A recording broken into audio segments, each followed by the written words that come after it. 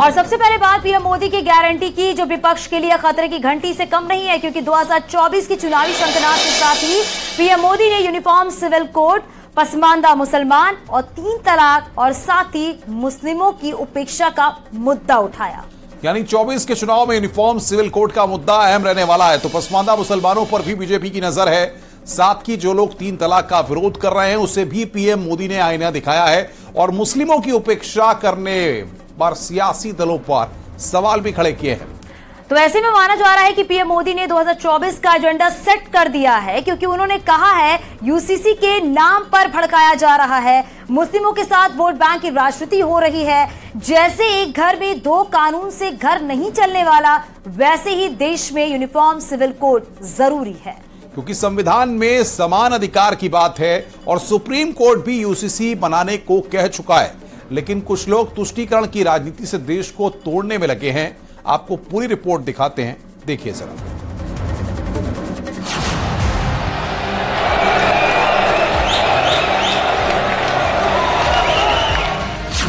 देश एक है, संविधान एक है, जीवन का मूल विधान एक है, फिर एक ही देश में धर्म के नाम पर अलग अलग कानून क्यों? और यही सवाल इन दिनों सियासी पिच पर हिट हो रहा है। कोई इसे वक्त की जरूरत बता रहा है तो कोई इसे धर्म में दखल करार दे रहा है। लेकिन 2024 से पहले यूसीसी का मुद्दा एक बार फिर गूंजने लगा है और इस बार प्रधानमंत्री मोदी ने चुनावी मंच से एक देश एक कानून को जरूरी बताया कि यूनिफॉर्म सिविल कोड के नाम पर ऐसे लोगों को भड़काने का काम हो रहा है। आप मुझे बताइए, एक घर में परिवार के एक सदस्य के लिए एक कानून हो, परिवार के दूसरे सदस्य के लिए दूसरा कानून हो, तो क्या वो घर चल पाएगा? क्या कभी भी चल पाएगा क्या? फिर ऐसी दोहरी व्यवस्था से देश कैसे चल पाएगा? हमें याद रखना है कि भारत के संविधान में भी नागरिकों के समान अधिकार की बात कही गई है। एक देश एक कानून के नाम पर हो रही राजनीति पर भी प्रधानमंत्री मोदी ने करारा वार किया है। अल्पसंख्यक समाज के नाम सियासी रोटी सेकने वालों को आईना दिखाया। प्रधानमंत्री मोदी ने कहा, ये लोग मुस्लिमों के हितैषी होने का ढोंग करते हैं। अगर ये मुसलमानों के सही मायने में हितैषी होते तो अधिकांश परिवार, मेरे मुस्लिम भाई बहन, शिक्षा में पीछे न रहते, रोजगार में पीछे न रहते, मुसीबत की जिंदगी जीने के लिए मजबूत नहीं रहते। और सुप्रीम कोर्ट ने बार बार कहा है, सुप्रीम कोर्ट डंडा मारती है, कह रही है कॉमन सिविल कोड लाओ। प्रधानमंत्री का ये बयान तब आया जब बीते दिनों ही लॉ कमीशन ने देश के नागरिकों से समान नागरिक संहिता पर उनसे लिखित सुझाव मांगे थे और फिर इस पर सियासी बहस भी छिड़ गई थी। यहाँ तक कि खुद को मुस्लिमों का रहनुमा बताने वाले नेता भी सामने आ गए। यूनिफॉर्म सिविल कोड की जब बात प्रधानमंत्री कर रहे हैं, वो यूनिफॉर्म सिविल कोड की नहीं बात कर रहे, वो हिंदू सिविल कोड की बात कर रहे। पूरे जो इस्लामिक रेफरेंसेस है प्रैक्टिसेस के, उसको वो इलीगल ट्रीट करेंगे और पूरे हिंदू प्रैक्टिसेस को प्रधानमंत्री अंडर द लॉ प्रोटेक्ट कर लेंगे। मैं प्रधानमंत्री को चैलेंज कर रहा हूं, 300 एमपी आपकने हैं, आप हिंदू अनडिवाइडेड फैमिली को एबॉलिश करो पहले, नंबर 1। कर सकते क्या आप? समान नागरिक कानून पर जब बहस छिड़ी है, प्रधानमंत्री मोदी से लेकर सीएम योगी तक इसे देश के लिए जरूरी बता चुके हैं। ऐसे में यूसीसी क्या है और इसे लागू किया जाना क्यों जरूरी है और इसके क्या फायदे होंगे, ये भी जानना जरूरी है। दरअसल यूनिफॉर्म सिविल कोड लागू होने से सभी समुदाय के लोगों को एक समान अधिकार दिए जाएंगे। समान नागरिक संहिता लागू होने से भारत की महिलाओं की स्थिति में सुधार होगा। कुछ समुदाय के पर्सनल लॉ में महिलाओं के अधिकार सीमित है। यूसीसी लागू होने पर महिलाओं को भी समान अधिकार लेने का लाभ मिलेगा। महिलाओं का अपने पिता की संपत्ति पर अधिकार और गोद लेने से संबंधित सभी मामलों में एक समान नियम लागू होंगे। यानी 2024 से पहले बीजेपी सरकार देश में यूसीसी लागू करने की पूरी तैयारी में है, जिस पर अब प्रधानमंत्री मोदी की भी मुहर लग चुकी है। यानी एक देश एक कानून का सपना जल्द ही पूरा होने वाला है। खैर, ये बात अलग है कि खास धर्म के मौलाना मौलवी को अब इस पर भी आपत्ति है। Bureau report, news 18।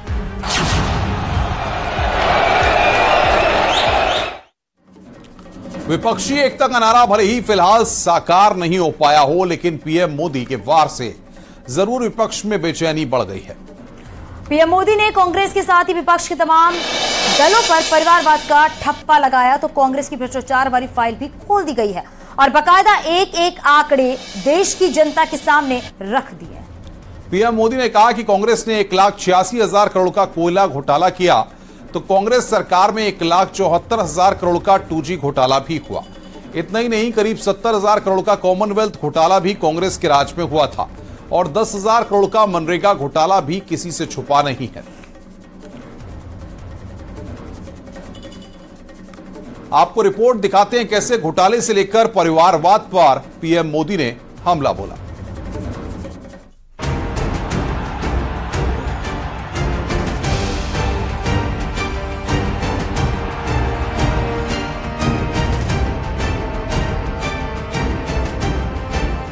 चौबीस के सियासी पिच पर पीएम मोदी का मास्टर स्ट्रोक उस विपक्षी एकता पर चोट है जिस पर परिवार के विकास का आरोप है, जिस पर निजी स्वार्थ का आरोप है और जिस पर अपने बेटे बेटियों को सियासी साम्राज्य सौंपने का आरोप है। यानी गांधी परिवार से मुलायम परिवार तक, लालू परिवार से अब्दुल्ला परिवार तक पीएम मोदी के निशाने पर रहे। गांधी परिवार के बेटे बेटी का विकास करना हो तो फिर कांग्रेस को वोट दीजिए। आपको मुलायम सिंह जी के बेटे का भला करना है तो फिर समाजवादी पार्टी को वोट दीजिए। अगर आप लालू परिवार के बेटे बेटियों को उनका भला करना चाहते हो तो आरजेडी को वोट दीजिए। आपको शरद पवार जी की बेटी का भला करना हो तो आप एनसीपी को वोट दीजिए। आपको अब्दुल्ला परिवार के बेटे का भला करना हो तो आप नेशनल कॉन्फ्रेंस को वोट दीजिए। पीएम मोदी का यह निशाना विपक्षी एकता की पटना वाली बैठक पर था, जिसमें तमाम सियासी दल कांग्रेस के साथ मोदी को हराने के लिए मंथन कर रहे थे। लेकिन जब पीएम मोदी अपने अमेरिका दौरे से वापस आए तो सबसे पहले विपक्षी एकता को निशाने पर लिया और परिवारवाद का ठप्पा लगा दिया। अगर आपको अपने बेटे का, अपनी बेटी का, अपने पोते का, अपनी पोती का, अपने नाते का, अपनी नाती का, अगर आपको अपने परिवार के बच्चों का भला करना है तो आप वोट भाजपा को दीजिए।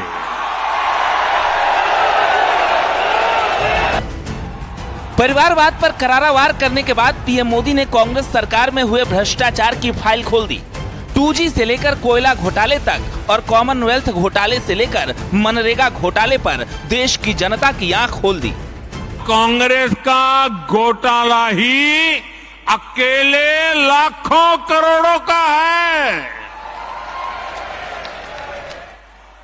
1,86,000 करोड़ का कोयला घोटाला, 1,76,000 करोड़ का 2G घोटाला, 70,000 करोड़ रुपए का कॉमनवेल्थ घोटाला शामिल है, 10,000 करोड़ रुपए का मनरेगा घोटाला, हेलीकॉप्टर से लेकर सबमरीन तक कांग्रेस के घोटाले से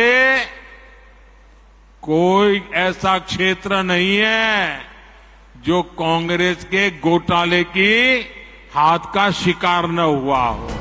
दरअसल 24 के रण में पीएम मोदी का चुनावी शंखनाद उस वक्त हुआ है जब देश भर के विपक्षी नेता एकजुटता का प्रयोग करने के लिए पटना के बाद शिमला में इकट्ठा होने वाले हैं।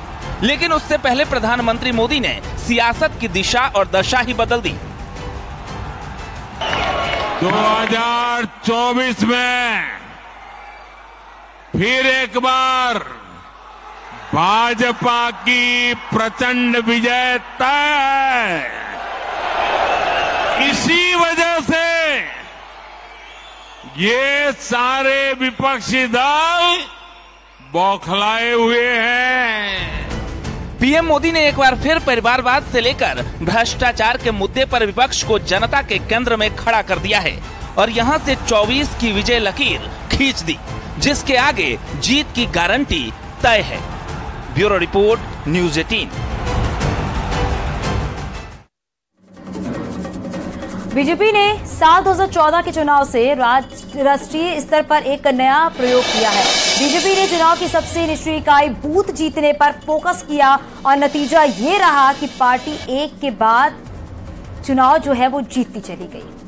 बीजेपी के शीर्ष नेतृत्व ने बूथ जीतने का मंत्र देते हुए कहा था कि जिसने इस सबसे निचली इकाई को जीत लिया, समझो उसने सीट जीत ली। और इसी प्रयोग को एक बार फिर दोहराया जा रहा है, जिसके लिए इस बार उत्तर प्रदेश पर विशेष फोकस है। आपको दिखाते हैं क्या है मोदी योगी का बूथ महाप्लान।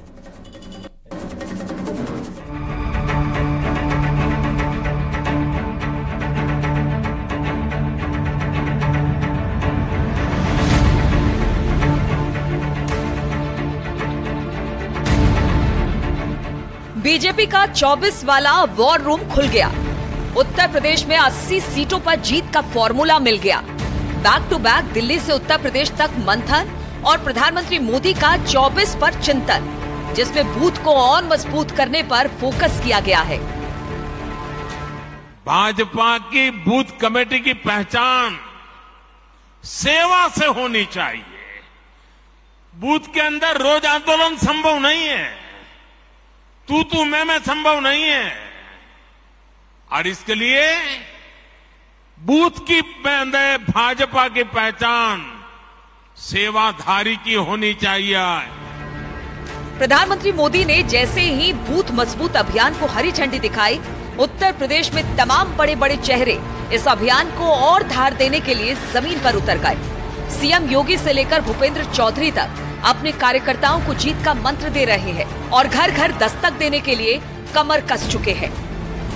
सरकार के विषयों पर, सारे डेवलपमेंट के विषयों पर, सरकार की योजनाओं के विषयों पर विस्तार से चर्चा उन्होंने की है और मुझे विश्वास है कि पूरी पार्टी हमारी उनके मार्गदर्शन में अपना रिपोर्ट कार्ड लेकर जनता के बीच में जाएगी और 2024 में भाजपा एक बड़े अंतर से बहुमत के साथ चुनाव में जीतकर आएगी। मोदी जी प्रधानमंत्री।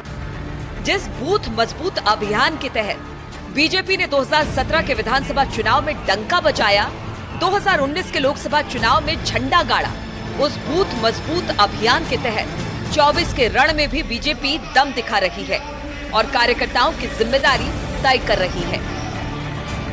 कार्यकर्ताओं को बूथ की जिम्मेदारी, मंडल की जगह बूथ पर फोकस, बूथ एजेंट समेत सदस्यों की टीम, पन्ना और अर्ध पन्ना कमेटी गठित। क्लीन स्वीप के लक्ष्य को साधने के लिए उत्तर प्रदेश सबसे आगे है और दूसरे राज्यों में भी उत्तर प्रदेश का दम दिखने वाला है, क्योंकि उत्तर प्रदेश के कार्यकर्ता दूसरे चुनावी राज्यों में जिम्मेदारी संभालेंगे। रैलियों के प्रबंधन से बूथ मैनेजमेंट तक के लिए मध्य प्रदेश, राजस्थान, छत्तीसगढ़ में 7,000 उत्तर प्रदेश बीजेपी के कार्यकर्ता भेजे जाएंगे।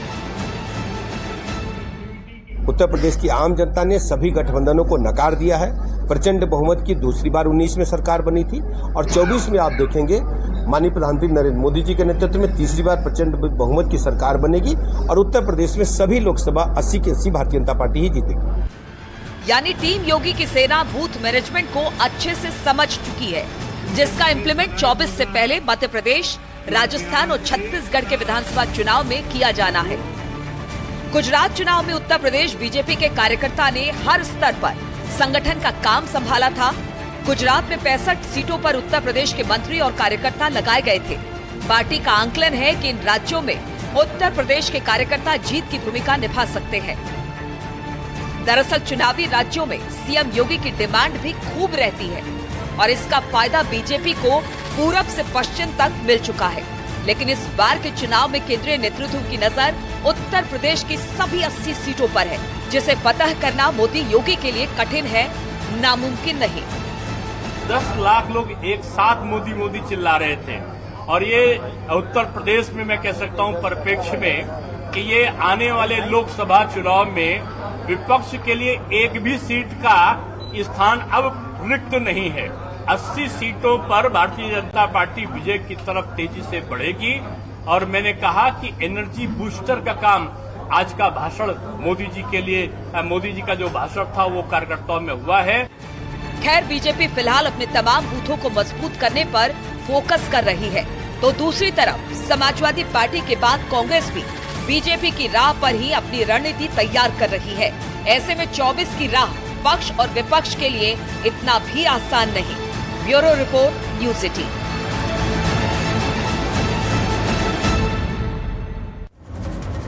अंतर्राष्ट्रीय एमएसएमई दिवस पर लखनऊ में भव्य कार्यक्रम का आयोजन किया गया, जिसमें सीएम योगी और एमएसएमई मिनिस्टर राकेश टिचार ने 3,41,538 लाभार्थियों को 20,000 करोड़ का लोन बांटा। इस मौके पर सीएम योगी ने विकास के पथ पर बढ़ते उत्तर प्रदेश को लेकर संदेश दिया। सीएम योगी ने कहा कि इंटर्नशिप प्रोग्राम के तहत ही 7.5 लाख युवाओं को नौकरी मिलेगी। यूपी अकेला राज्य है जिसे 52 GI टैग मिले हैं। कानपुर देहात, सहारनपुर, अलीगढ़ में पार्क बनेंगे। भारतीय पैकेजिंग संस्थान के साथ ही MOU साइन हुए हैं। बायोगैस प्लांट और ऊनी धागा उत्पादन का लोकार्पण भी किया गया है।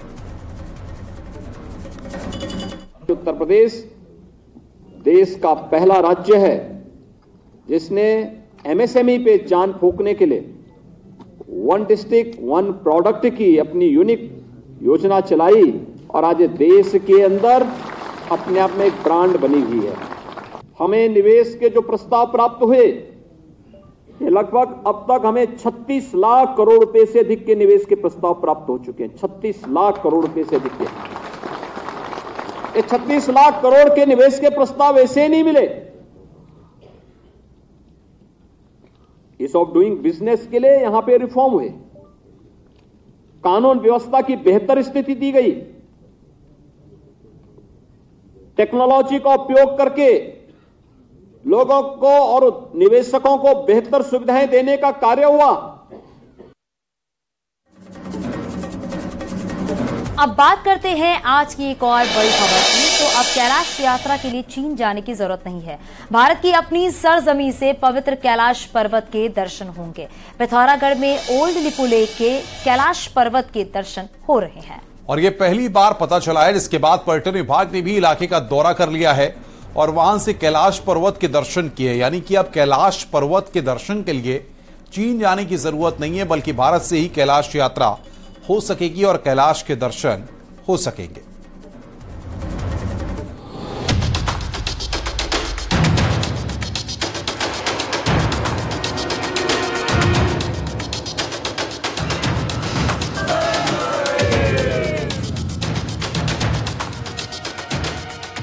कैलाश पर्वत और मानसरोवर झील के दर्शनों के लिए अब तक भारत की निर्भरता चीन पर थी, लेकिन अब ये निर्भरता पूरी तरह खत्म हो सकती है।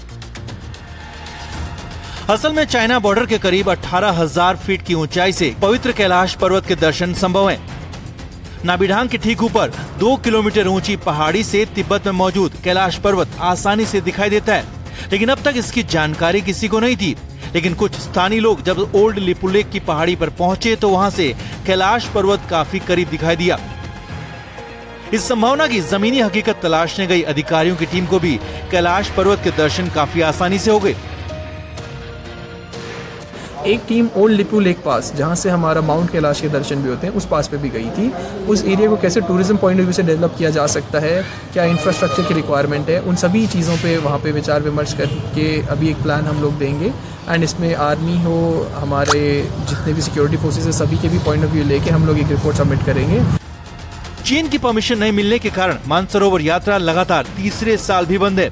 ऐसे में जब भारत की सरजमी से ही कैलाश पर्वत के दर्शन आसानी से हो रहे हैं, तो संभावनाओं के कई दरवाजे एक साथ खुल रहे हैं। चाइना बॉर्डर को जोड़ने वाली लिपू लेक रोड बनने के बाद यहाँ तक पहुँचना आसान तो पहले ही हो चुका है। साथ ही अपने देश की धरती से कैलाश के दर्शन होने से चीन पर निर्भरता पूरी तरह खत्म हो जाएगी। पर्यटन महकमे की माने तो 2 किलोमीटर की खड़ी चढ़ाई पार करना अभी आसान नहीं है, लेकिन यहाँ तक पहुँचने के लिए रास्ता बनाया जा सकता है। वहाँ पहुँच गए थे, लेकिन वहाँ से हमको कैलाश के दर्शन हुए हैं और काफ़ी अच्छे दर्शन हुए हैं। और लेकिन वहाँ पर थोड़ा हमें कुछ डेवलप करना पड़ेगा। अभी यूटीवी आरबी की वहाँ पर चल रही है, थोड़ा हमको वहाँ पर व्यू पॉइंट बनाने पड़ेंगे, कोई अच्छे वहाँ पर दूरबीन लगाने पड़ेंगे और थोड़ा सड़क को हमें बनाना पड़ेगा। तो इस प्रकार से वहाँ पर अगर डेवलप किया जाएगा तो वो बहुत जल्दी जो है हमारा कैलाश दर्शन जो है पर्यटकों के लिए खुल जाएगा। ज्योलिंगकोंग से 25 किलोमीटर ऊपर लिम्पियाधुरा चोटी से भी कैलाश पर्वत के दर्शन हो सकते हैं। ऐसे में ओम पर्वत, आदि कैलाश और पार्वती सरोवर के करीब से कैलाश पर्वत के दर्शन पर्यटन में 4 चांद लगा सकता है। यही नहीं, जिसकी कल्पना अभी तक नहीं की थी, जब वो हकीकत हो चुका है तो ये आसानी से समझा जा सकता है कि इस इलाके का महत्व कितना बढ़ जाता है। न्यूज़ 18 के लिए पिथौरागढ़ से विजयवर्धन उप्रेती की रिपोर्ट। और यहाँ रुपये छोटे से ब्रेक के लिए। ब्रेक के बाद खबरों का सिलसिला लगातार जारी है।